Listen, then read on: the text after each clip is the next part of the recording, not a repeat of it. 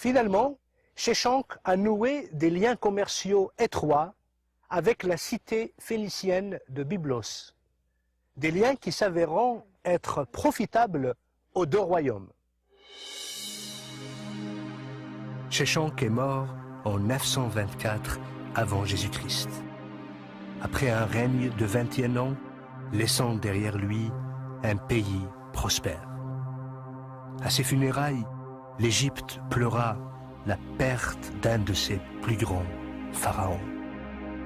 Son fils, Osorkon, lui a succédé. Plusieurs autres rois ont honoré sa mémoire en adoptant son nom. On se souviendra toujours de Sheshanq comme étant le roi qui a aidé l'Égypte à retrouver sa gloire et sa stabilité.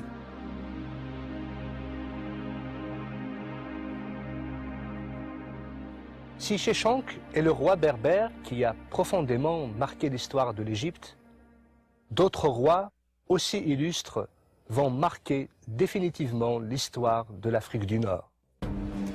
5 rois berbères vont passer de l'histoire à la légende. Ils se sont attelés à défendre l'identité de leur peuple et la souveraineté de leur territoire face à l'envahisseur romain.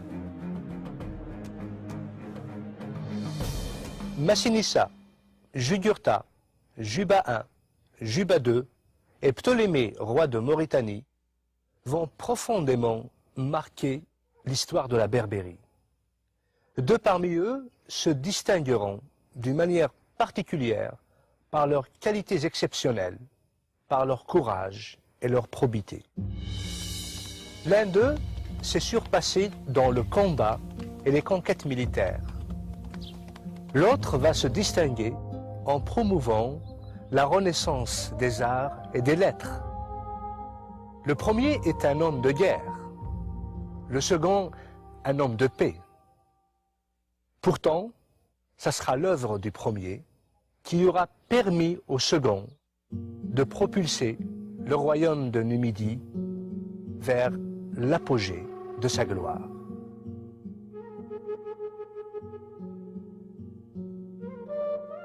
Je me trouve aujourd'hui dans la ville de Carthage. Carthage est une ville qui a joué un rôle primordial dans l'histoire des Berbères. La Carthage d'aujourd'hui est une ville en ruine, des ruines qui datent de l'Empire romain. Mais la vraie ville de Carthage, la Carthage phénicienne, est ensevelie sous les décombres romaines. Pourquoi? Parce que pendant 4 siècles, Carthage avait défié la puissance de Rome. Au 8e siècle avant Jésus-Christ, les Berbères et les Carthaginois ont établi des relations amicales. L'Afrique du Nord regroupait 3 royaumes berbères. Les Maures à l'ouest, les Masaciles au centre et les Massiles à l'est. Carthage, quant à elle, est devenue un centre de savoir et de culture. Une ville digne d'éduquer les princes et les rois. Ce n'est donc pas du tout surprenant que le roi berbère Massile Gaïa ait envoyé son fils Massinissa afin qu'il y poursuive ses études.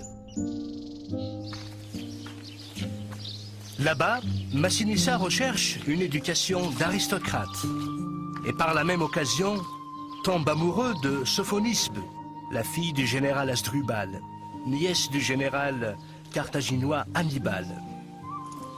Ces deux jeunes gens décident de se marier, union qui ne manquera pas de solidifier les relations entre le royaume massile et Carthage.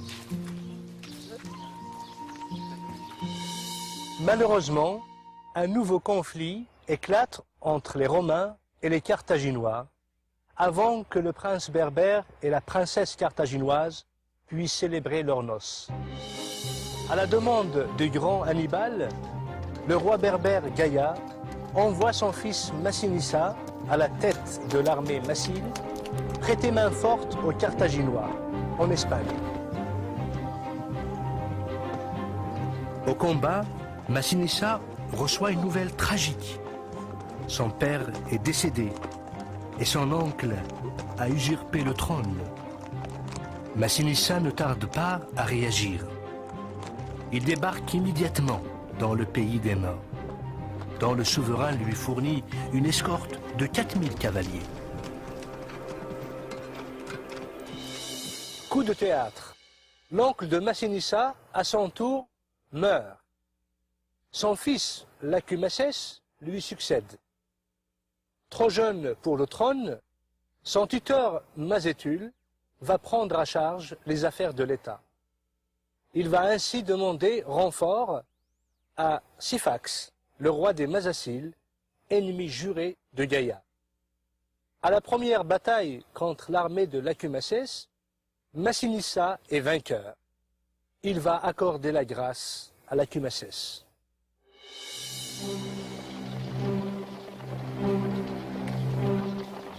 Cependant, les renforts de Syphax arrivent.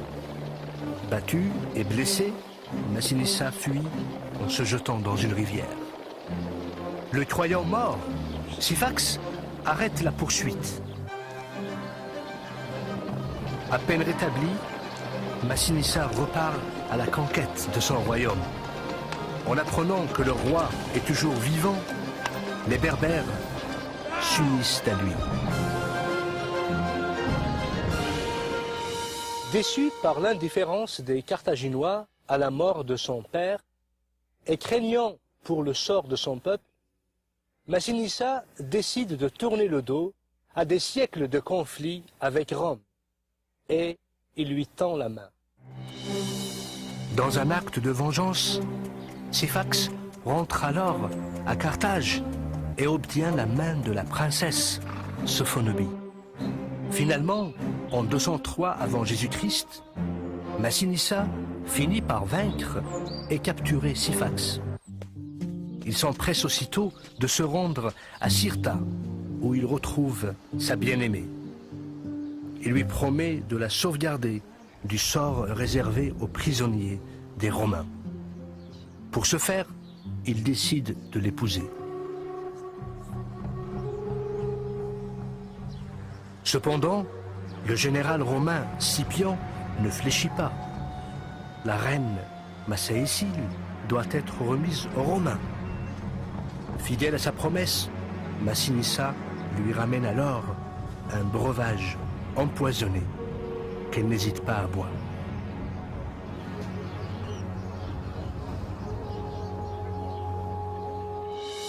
Le jour suivant, devant l'assemblée des troupes, Scipion décerne à Massinissa le titre de roi et lui remet la couronne et le sceptre. Durant les 53 années de son règne, Massinissa va s'occuper à organiser et à enrichir son royaume. À Cirta, la nouvelle capitale du royaume, il va installer une cour royale digne des monarchies hellénistiques. Cirta va devenir un centre prospère du royaume massile. Cependant, Massinissa ne va pas négliger le reste du pays. Il va développer l'agriculture. Avec sa stratégie et son savoir-faire, l'Afrique du Nord va devenir le grenier à blé de Rome. Il bâtira ensuite une puissante flotte marchande et militaire. La flotte marchande garantira une économie stable au pays. Celle militaire garantira la sécurité des frontières. L'œuvre de Massinissa est considérée grandiose. À sa mort, son royaume s'étend de l'Algérie jusqu'en Libye. En guise de reconnaissance, le peuple élèvera en sa mémoire un temple à Douga.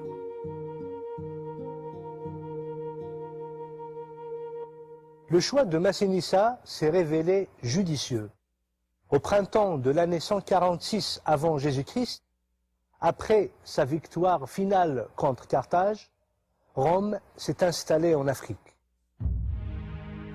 Sur les ordres de Scipion, Carthage, la ville la plus prestigieuse d'Afrique du Nord, a été complètement détruite. Ses murs rasés, sa population exterminée, son héritage effacé à jamais. Déclaré par les Romains, interdit aux hommes pour l'éternité. Cependant, l'essence de Carthage ne mourra pas. C'est pourquoi les Romains ont décidé d'annexer les territoires qu'elle dominait.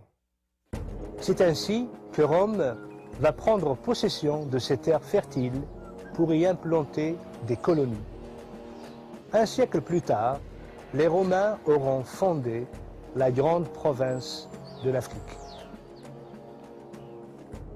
Si l'histoire se souviendra toujours de Massinissa comme étant guerrier et roi légendaire qui a apporté à son peuple la stabilité et la prospérité, Juba II, lui, sera reconnu comme étant le roi berbère qui a donné à son peuple son âge d'or. Mais comment se fait-il un orphelin de 4 ans a su gagner la confiance et le respect de Rome, l'admiration des Grecs et l'adulation de son propre peuple? C'est à la mort prématurée de Juba I, roi de Numidie, que Jules César rentre à Rome avec le jeune prince Juba II et charge sa nièce Octavie de l'élever. À Rome, et sous l'œil vigilant d'Octavie, le petit prince berbère reçoit l'éducation de la grande noblesse romaine. Ce faisant, Juba découvre une aptitude exceptionnelle à l'étude. Après l'assassinat de Jules César, le frère d'Octavie devient le protecteur du jeune prince. Juba II, à l'âge de 15 ans, revêt la toge du citoyen romain. Juba ne tardera pas à combattre aux côtés d'Octave. Il participera d'ailleurs à la fameuse bataille d'Actium, où la reine d'Égypte Cléopâtre et le général romain Marc-Antoine seront vaincus, Marc-Antoine étant l'ancien époux d'Octavie. Le couple vaincu préférera le suicide à la honte d'être pris prisonnier. Désormais, seul maître de l'Empire et amplement conscient des difficultés que provoquerait pour Rome le maintien de l'Afrique du Nord sous son joug, mais aussi tellement confiant dans la loyauté et la fidélité de Juba II, Octave Auguste va concéder à Juba II le royaume de Mauritanie. Juba II, une fois installé sur le royaume de la Mauritanie et à la ville de Yol, la côte occidentale de l'Algérie actuelle, il rebaptisera cette ville du nom de Césarée, en hommage au nouveau César, Octave Auguste. Sous le règne de Juba, Césarée deviendra une superbe ville et une plaque tournante du commerce et de la culture méditerranéen. Juba II y bâtira aussi des jardins, des temples et des amphithéâtres.